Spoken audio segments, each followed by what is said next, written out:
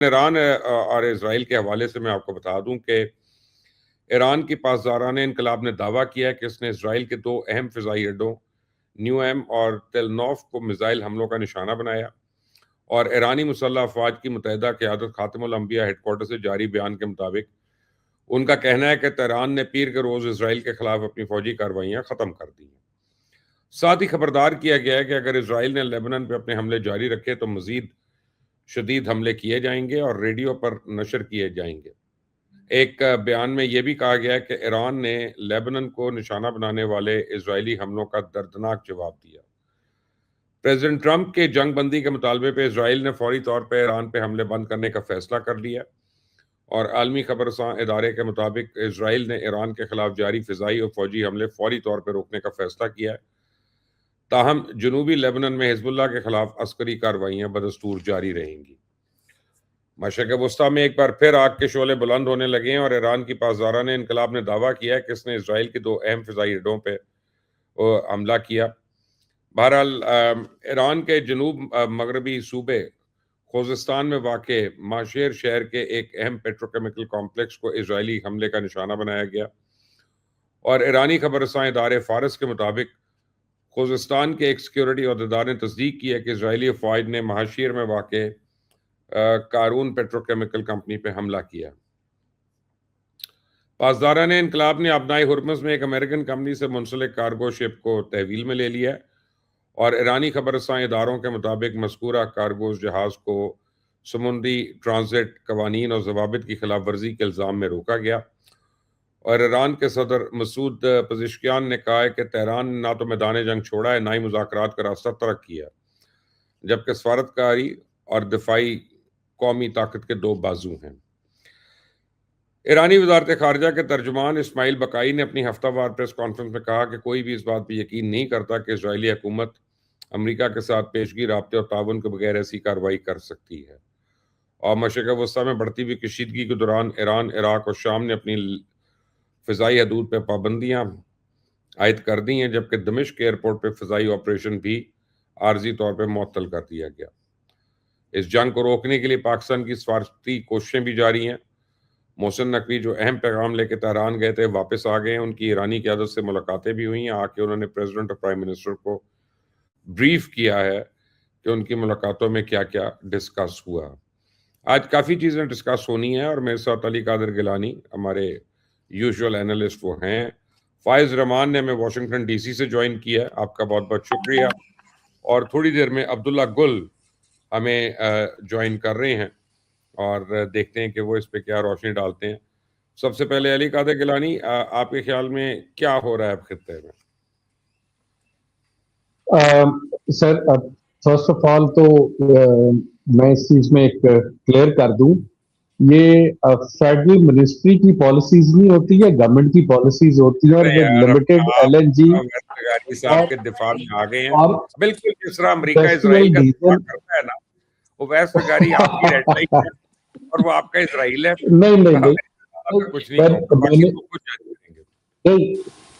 اچھا سر، اب اس میں یہ تو سر کافی آپ اس دن خود کہہ رہے تھے کہ یہ جنگ نہیں رکے گی، ہم جب آخری پروگرام کیا اور ہم تینوں بات کر رہے تھے کہ اسرائیل کی ہٹ دھرمی سے تو اس وقت امریکہ کے لیے بہت بڑی لائبلٹی بن گئی ہے، اور ہم پرنسپلی اگری کر رہے تھے، دو there was certain arguments we were discussing، لیکن ایٹ دا سیم ٹائم ہم اس چیز کے اوپر تینوں اسی چیز پہ بات کر رہے تھے کہ یہ جنگ نہیں تھمے گی، یہ ہلکی پھلکی فرینڈلی فائرنگ ہوتی رہے گی، اور اسپیشلی اب تو ڈائریکٹ بٹوین ایران اور اسرائیل شروع ہو گیا۔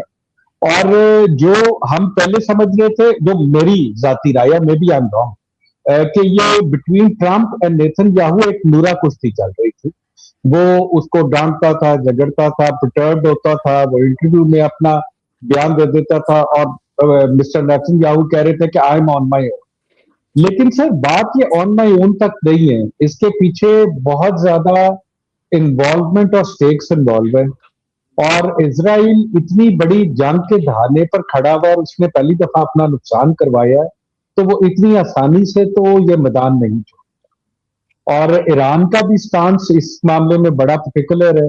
اس پہ جو سب سے بڑی ایک آکورڈ سچویشن ہے وہ سالس کے لیے ہے اور اب امریکہ کے لیے بن گئی ہے کیونکہ ان کے دہانے پر الیکشن کھڑی ہے، اور کیلیفورنیا کا آپ نے اسٹیٹ کا الیکشن کا رزلٹ دیکھ ہی لیا آپ کے سامنے ہے.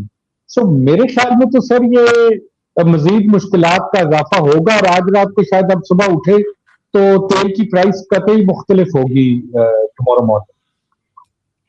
اچھا، میں پرسنلی سمجھتا ہوں کہ شاید آج رات یہ ہاسٹیلٹیز تھم جائیں گی، لیکن وہ بعد میں اس پہ ڈسکس کریں گے. فائز صاحب ویلکم. جی جناب، ایبسلیوٹلی. اور آپ کی میں بڑے دھواں دار انالیسس سن رہا ہوتا ہوں اور چینلز کے اوپر بھی.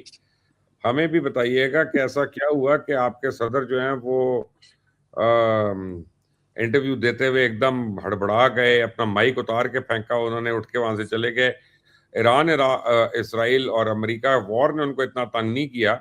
الیکشنز کے اوپر ایک سوال کے اوپر اتنا زیادہ کیوں جذباتی ہو گیا؟ مجھے لگا کہ عمران خان بیٹھے ہیں وہاں پہ جو ناراض ہو کے نکل گئے. بیچارے عمران خان کو آپ بلا وجہ بدنام کر رہے ہیں، وہ کوئی مقابلہ نہیں ہے یہ. بلا وجہ ظاہر بلا وجہ نہیں مطلب آپ چھوڑیں یار، مطلب بیچارہ بیٹھے ہوئے ہیں اندر. چھوڑ دیا یار، آگے چلے. ہاں مطلب اب آپ کے کچھ ناظرین ہو سکتا ہے، لیکن سب سے پہلے تو آپ کو میرا سلام، علی بھائی کو میرا سلام، علی گیلانی صاحب کو مؤدبانہ، اور آپ کے تمام ناظرین کو، اور خصوصاً ان ناظرین کو جو ہمارے پچھلے پروگرام پہ کچھ باتوں پہ ناراض بھی ہوئے، کچھ باتیں بری لگی. تو میں بہرحال میں صرف یہ چاہتا ہوں کہ یہ ہم یہاں جو بیٹھے ہیں، ہم تینوں، ہماری کوئی اس میں ایسی نہیں ہے کہ کوئی ہماری اپنی جنگ ہے. ہم لوگوں کو یہ بتانا چاہتے ہیں کہ یہ مختلف رائے ہو سکتی ہے اس معاملے پر، وہ کیا ہو سکتی ہے، اور پھر اس کے بعد آپ خود اپنے نتیجے. آئی مے بی ٹوٹلی رانگ، لیکن اس کا یہ مطلب نہیں ہے کہ دیکھیے فوراً میں نے ابھی ایک بات کی اور فوراً کامنٹس آنا شروع ہو گئے عمران خان پہ. دیکھا ہے آپ نے؟ بہرحال تو مبشر صاحب، بات یہ ہے کہ دیکھیے پچھلی دفعہ بھی بات ہوئی آپ سے کہ یہ جنگ جو ہے نا، اصل جو فریقین ہیں وہ ہیں ایران اور اسرائیل. اس میں ٹرمپ کو بلا وجہ ایک پھڈے میں شامل کر لیا نیتن یاہو نے، ان کو بہلا پھسلا کر. اور جیسے ان کو یہ احساس ہوا تو وہ پھڑپھڑاتے ہوئے، ایک کبوتر ہیں جو وہ اس، جب آپ نے کبھی کبوتر بھی پکڑے ہوں گے، ہم نے وہ بھی پاکستان میں وہ کام بھی کیا ہے، کبوتر اڑاتے تھے اور کبوتروں کو پکڑتے بھی تھے. جب آپ اس کے ایک پنجے میں پھندا ڈال دیتے ہیں تو پھر وہ پھڑپھڑا کے نکلنے کی کوشش کرتا ہے. اور ایگزیکٹلی ان کی وہی حالت ہے ٹرمپ صاحب کی. اور وہ جو آپ نے جس انٹرویو کا ذکر کیا، تو وہ انتہائی ایک ان پریزیڈینشل جو بیہیویئر ہو سکتا ہے کسی بھی صدر کا، وہ آپ کو دیکھنے میں نظر آیا کہ ایک عورت کو انہوں نے اس قدر ڈانٹا. اور اور اسپیشلی یہاں پر جو ماحول ہے، یعنی ایک افریقن امریکن عورت کو اس انداز سے ڈانٹنا، اس کو اسٹوپڈ کہنا، کروکٹ کہنا، اور پھر چھوڑ کے چلا جانا، وہ انتہائی قابل اعتراض حرکت کی. اور اس میں وہ ان کی شخصیت بھی ہے، لیکن اس کے ساتھ ساتھ وہ فرسٹریشن، اور اس وقت جو وہ ایک سخت جھنجھلاہٹ کے حالت میں ہے، وہ آپ کو نظر آ رہا ہے. دیکھیے اس وقت جو مبشر صاحب، جو پریکٹیکلی یہ جو معاملہ اب ہو چکا ہے، وہ صرف اور صرف اسرائیل اور ایران کے درمیان ہے، اور ایک نئی جہت اس میں ایڈ ہو گئی ہے. وہ کیا ہے کہ اب ایران نے ایک تھرڈ کنٹری پر حملے کو جواز بنا کر اسرائیل پر حملہ کیا. اس سے پہلے کبھی ایسا نہیں ہوا. یعنی اس کی پراکسیز تو حملہ کر رہی تھیں، حزب اللہ ظاہر ہے سامنے ہے آپ کے، لیکن کبھی ایسا نہیں ہوا کہ ایران نے براہ راست کسی تھرڈ کنٹری کو بنیاد بنا کر اسرائیل پر یا اس کے مفادات پر کہیں حملہ کیا ہو. تو یہ ایک نئی جہت آ گئی. اس کا مطلب ہے کہ براہ راست. اچھا، اب اس کی دوسری بات کیا ہے کہ اب صدر ٹرمپ صاحب وہ صرف ایک فائر فائٹر رہ گئے ہیں. وہ دونوں کو خاموش بٹھا رہے ہیں کہ بھئی آپ بھی خاموش بیٹھیں. آپ میرے ہاتھ میں ذرا قریب لے آؤں تاکہ آپ بھی خاموش بیٹھیں، آپ بھی خاموش بیٹھیں. اور وہ ایک سہولت کار کے طور پر اب آپ کو نظر آتے ہیں. اب جو مذاکرات ہیں، اب ظاہر پاکستان ایک بہت بڑا میڈیٹر ہے، جس فیسیلیٹیٹر نہیں ہے. اب پاکستان کے لیے مشکل یہ ہے کہ اگر وہ میڈیٹ کرتا ہے تو کیا یہ جو براہ راست فریقین آپس میں جنگ کر رہے ہیں، ان کو کس طرح سے قریب لایا جائے، جو کہ ظاہر ہے کہ سفارتی طور پر ہمارے لیے ممکن ہی نہیں ہے. پاکستان اس میں ظاہر ہے کہ براہ راست اسرائیل کو انگیج نہیں کر سکتا، چونکہ پاکستان تسلیم نہیں کرتا اسرائیل کو. تو اب معاملہ بڑا گھمبیر ہے، اور گھمبیر اس لیے ہے کہ اس وقت اصل جو گھمبیریت، if I can use that word, جو ہے وہ ہے ریجن کے لیے، پاکستان کے لیے، اور جی سی سی جو کنٹریز ہیں ان کے لیے. اسرائیل کو بالکل یہ صورتحال سوٹ کرتی ہے، اس میں کوئی شک نہیں. جیسے علی صاحب نے فرمایا کہ ان حملوں میں پہلی دفعہ اس کا بہت زیادہ نقصان ہوا ہے، لیکن اگر اگین جب ایران اتنے بڑے بڑے حملوں کو برداشت کر سکتا ہے تو اسرائیل میں بھی فی الحال تھوڑی بہت سکت ہے اس بات کی کہ وہ ان حملوں کو برداشت کر کے اپنی جو نارمل لائف کو جاری رکھ سکے، اور جاری ہے وہاں پر. تو اب دیکھنا یہ ہے کہ اسرائیلی لابی یہاں پر امریکہ میں، واشنگٹن میں، اور خود اسرائیل اس وقت اس بات کے پورے حق میں ہے کہ یہ جنگ جاری رہے. نہ صرف یہ کہ ان کے اہداف کا یہ حصہ ہے تاکہ ایران کسی طرح سے گھٹنے ٹیکے، نمبر ون. نمبر ٹو یہ کہ جو نیتن یاہو صاحب ہیں، اب ان کے جیسے کہ آپ نے خواجہ آصف کا جو بیان سنا، بڑا اہم بیان ہے وہ، کہ اصل بات یہ ہے کہ اگر اکتوبر میں ہونے والے الیکشنز وہ ہار جاتا ہے تو وہ جیل جائے گا، آئی سی سی اس کو پکڑ سکتی ہے، عالمی عدالت. اور دوسری بات یہ کہ اس وقت جو جنگ امریکہ میں جو انتہائی غیر مقبول جنگ ہے، یہی جنگ اسرائیل میں بہت زیادہ مقبول ہے. 90% سے زیادہ اسرائیلی ووٹرز اس جنگ کے حق میں ہیں. تو اسرائیل کے پاس، نیتن یاہو کے پاس اس جنگ سے پیچھے ہٹنے کا کوئی سیاسی حکمت عملی کے لحاظ سے کوئی جواز نہیں ہے، جو کہ اس وقت ٹرمپ صاحب ڈیسپریٹ ہیں اپنے حال، جو ان کے حال بحیثیت مجموعی جو ان کی حالت ہے اس سے. تو یہ اس وقت صورتحال ہے، دلچسپ ہے.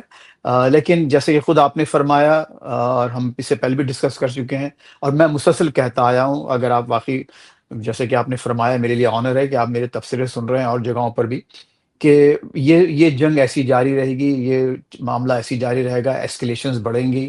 اور یہ پورا پرپز یہ ہے کہ ایران کو کس طرح سے کمزور کیا جائے، اتنا کمزور کر دیا جائے، کیونکہ بلاکیڈ اتنی بڑی ڈانٹ ڈپٹ کے باوجود گالیاں دے دی ٹرمپ صاحب نے، لیکن بلاکیڈ اٹھانے کو تیار نہیں ہے، ناکہ بندی توڑنے کو تیار نہیں ہے. وہ اس لیے کہ یہ دونوں یہ چاہتے ہیں کہ وہ ایران کو بلیٹ کیا جائے، اور ایک وقت ایسا آئے حملوں کے بعد تھوڑی ہر آف اگین آن اگین کر کے کہ ایران کے عوام بالآخر کھڑے ہو جائیں اور اس رجیم کو وہ ہمارے لیے ریموو کر دیں. یہ ایک پرپز ہے جو کہ لانگ ٹرم نظر آتا ہے. صاحب تھینک یو ویری مچ.